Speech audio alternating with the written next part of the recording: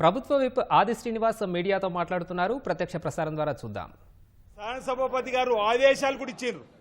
ముందుగా శాసనసభాపతికి రిక్వెస్ట్ చేసినా పట్టించుకొని వీళ్ళు ఆదేశాలు ఇస్తే ఆదేశాన్ని తూచా తప్పకుండా అమలు చేయాల్సిన వీళ్ళు శాసనసభాపతిని అవమానపరిచే విధంగా, స్పీకర్ చైర్ను అవమానపరిచే విధంగా చేసినటువంటి బీఆర్ఎస్ శాసనసభ్యుల్ని ఏమాడాలని చెప్పిన ఈ సందర్భంగా ప్రజలు గమనించాలి. ఈ సందర్భం కోరుతూ ఓవైపు టూరిజం పైన స్వల్పకాలిక చర్చ కొరకు గౌరవ జూపల్లి కృష్ణరావు గారికి అవకాశం వస్తే వారిని మాట్లాడివ్వకుండా లగచర్ల ఘట్టంలో ఉన్నటువంటి ఫ్లాగ్ కార్డులు పెడుతూ ఆనాడు ఖమ్మంలో రైతులకు బేడీలు వేసినటువంటి ఖమ్మంలో వీళ్ళ హయాంలో ఖమ్మంలో రైతులకు బేడీలు వేసుకొని తీసుకొచ్చినటువంటి మిర్చి రైతులకు ఇబ్బంది పెట్టినటువంటి రైతు వ్యతిరేకంగా ఉన్నటువంటి వీళ్ళు ఈరోజు లగచర్ల గడ్డను పట్టుకొని ఈరోజు బీఆర్ఎస్ పార్టీకి సంబంధించిన నాయకులు వచ్చి ఇష్టానుసారంగా అసెంబ్లీ తప్పుదో పట్టించడం వేయడం, మా రాజ్యాన్ని వేడుకుంటున్నాం. వీళ్ళకి తగిన బుద్ధి రావాలని, అసలు వీళ్ళకు ప్రజా సమస్యలపైన మాట్లాడిన ఆలోచన లేకుండా ఈ విధంగా సభా సమయాన్ని వృధా చేయడమే కాకుండా సభను తప్పుదో పట్టించే విధంగా చేసేటువంటి కార్యక్రమం తప్పడుతూ దీనికేం సమానం చెప్తారు బీఆర్ఎస్ నాయకులను మేము అడుగుతా ఉన్నాం. దీనికేం సమానం చెప్తారు? ఈరోజు లఘుచర్ల ఘటనలో ఈరోజు కావాలని రాజకీయం చేయాలని చెప్పి చూసేటువంటి కార్యక్రమం సరైనది కాదని బీఆర్ఎస్ పార్టీకి సంబంధించిన నాయకులకి సందర్భం చెప్తూ ఎమ్మెల్యేలు కావాలనే సభను తప్పుదో పట్టించే విధంగా, స్పీకర్ను అవమానపరిచే విధంగా, స్పీకర్ చైర్ను ధిక్కరించే విధంగా చేసినటువంటి వీళ్ళని మేము అడుగుతా ఉన్నాం. ఈరోజు ఈ ప్రజలు ప్రతిపక్షానికే పరిమితం చేసి బీఆర్ఎస్ పార్టీ ప్రతిపక్షానికి పరిమితం చేస్తే ప్రతిపక్ష నేత కేసీఆర్ గారు సభకు రారు. మా నాయకుడు గౌరవ ముఖ్యమంత్రి రేవంత్ రెడ్డి గారు అనేక మార్లు సూచనలు సలహాలు ఇవ్వండి అని చెప్పని 80,000 పైచీలకు పుస్తకాలు చదివినటువంటి జ్ఞానం, ఈరోజు విజ్ఞానం ఉన్నటువంటి మీరు వచ్చి మీ సూచనలు సలహాలు ఇవ్వండి అంటే రారు. మీ హయాంలో రాష్ట్రాన్ని విధ్వంసం చేసిండ్రు 7 లక్షల కోట్ల అప్పులకు తీసుకుపోయినటువంటి మీరు ఈరోజు ఈ రాష్ట్రాన్ని గాడిలో పెడుతుంటే సంవత్సరంలో మీరు చేసినటువంటి పాపాలను ఒకటొకటి కడుక్కుంటూ ముందుకు పోతున్నటువంటి ఈ ప్రభుత్వం పైన ఓర్వలేకని ఈర్ష్యపడుతూ ఈ విధంగా ఈరోజు శాసనసభను తప్పుదో పట్టించే విధంగా ఏదైతే మీరు చేస్తున్నటువంటి మాటలను దయచేసి తెలంగాణ సమాజం గమనించాలని కోరుతున్నాం. అందుకే వేముల రాజాన్ని కూడా కోరుతున్నాం. ఈరోజు ప్రజా సమస్యలు పరిష్కారం చేయడానికి కోసం ఉన్న వేదికని ఈరోజు వీళ్ళ సొంతానికి వాడుకునేటువంటి విధానాన్ని సరైనది కాదని మాట్లాడుతున్నాం. బీఎస్సీ జరిగింది, బీఎస్సీలో ఉన్న దానికి అనుగుణంగా ముందుకు పోదామని చెప్పని రేపటి రోజు మీకు అవకాశం వచ్చినప్పుడు దానిపై మాట్లాడమని చెప్పి గౌరవ స్పీకర్ గారు ఎంత చెప్పినా వినకుండా ఈరోజు మా డిప్యూటీ సీఎం గారు, మా గౌరవ ముఖ్యమంత్రి గారు కూడా సభకు వచ్చి సభ ద్వారా ఈ టూరిజం సంబంధించినటువంటి దానిపైన స్వల్పకాలిక చర్చను దేశవ్యాప్తంగా కూడా ప్రపంచంలో టూరిజానికి పెడుతున్నటువంటి దాన్ని అందరికీ కూడా మనం ముందు ఇవ్వడానికి కోసం చేసేటువంటి ప్రయత్నం, టూరిజాన్ని పెంపొందించేటువంటి కార్యక్రమం ఏ విధంగా చేస్తామని చెప్పిన దాన్ని కూడా మాట్లాడేవి చేస్తూ ఈరోజు మమ్మల్ని అంటే అలీబాబా 40 దొంగల్లాగా మేము కూడా అనొచ్చు, మాకు కూడా నినాదాలు చేసేటువంటి అవకాశాలు ఉన్నాయి. అట్లా అంటే అలీబాబా 40 దొంగలని మేము కూడా అనొచ్చు. ఈరోజు తెలంగాణ సమాజం గమనించమని కోరుతున్నాం. ఈరోజు బీఆర్ఎస్ పార్టీ సంబంధించినటువంటి ఎమ్మెల్యేలకు గౌరవ స్పీకర్ గారు మాట్లాడే అవకాశం ఇచ్చినప్పటికీ కూడా వారు ఈ విధంగా చేయడాన్ని మేము తీవ్రంగా తప్పుపడుతూ ఉన్నాం.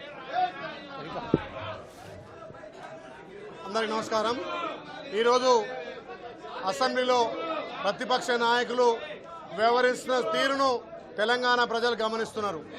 తెలంగాణ ప్రజలు వాళ్ళకు ప్రతిపక్ష హోదా ఇచ్చి అసెంబ్లీలో తెలంగాణ సమస్యల పట్ల, తెలంగాణలో జరుగుతున్నటువంటి ప్రజాపాలన వాటన్నిటి గురించి చర్చలు చేద్దామంటే చర్చలు చేయకుండా ఈరోజు బీఎస్సీ కమిటీలో చర్చలు చేయమంటే బీఎస్సీ కమిటీల నుంచి కూడా పారిపోయినటువంటి ఈ బీఆర్ఎస్ నాయకులకు తెలంగాణ ప్రజలు బుద్ధి చెప్పినా ఇంకా కూడా ఒక సభాపతికి ఇచ్చే గౌరవ మర్యాదలు కూడా తుంగలో దక్కినటువంటి ఈ ప్రతిపక్ష నాయకులకు ఏ రకంగా బుద్ధి వస్తుందో మరి ప్రజలే అర్థం చేసుకుంటున్నారు.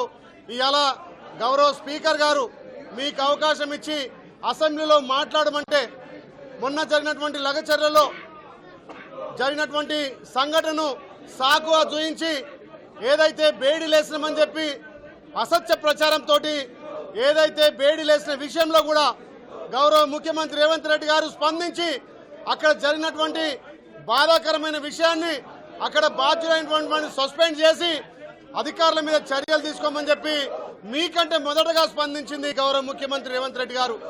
మీ 10 ఏళ్ల పాలనలో మీకు ప్రజలు అధికారం ఇచ్చి 10 ఏళ్లు పాలన చేయమంటే ఈ రాష్ట్రాన్ని దోపిడీ చేసి కనీసం సభా మర్యాదలు కూడా కాపాడకుండా ఇలా స్పీకర్ని అడ్డుకొని స్పీకర్ పోడియం వద్దకు వెళ్ళి మీ ప్లేకార్డులు ప్రదర్శించారు.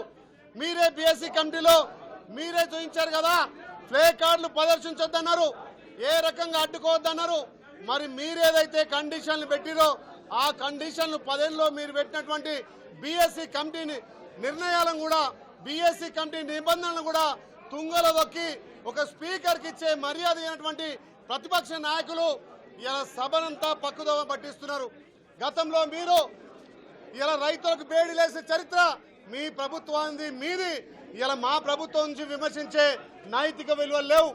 ఇలా మా ప్రభుత్వం ప్రజాపాలన ద్వారా రైతులకు పెద్దపీట వేసి ఏకకాలంలో రుణమాఫీ చేసిన ఘనత గౌరవ ముఖ్యమంత్రి రేవంత్ రెడ్డి గారిది.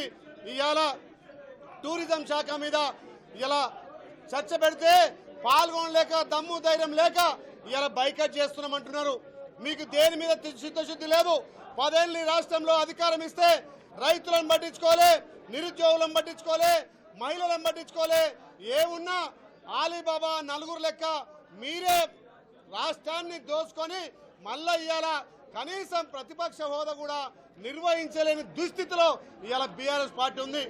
ప్రతిపక్ష నాయకుడేమో ఫామ్ హౌస్లో అనుకుంటాడు, మరి వీళ్ళేమో ఇలా చిల్లర మల్లరగా ఒక గౌరవంగా సభాపతికి గౌరవ మర్యాదైనటువంటి వీళ్లను తెలంగాణ ప్రజలు గమనిస్తున్నారు.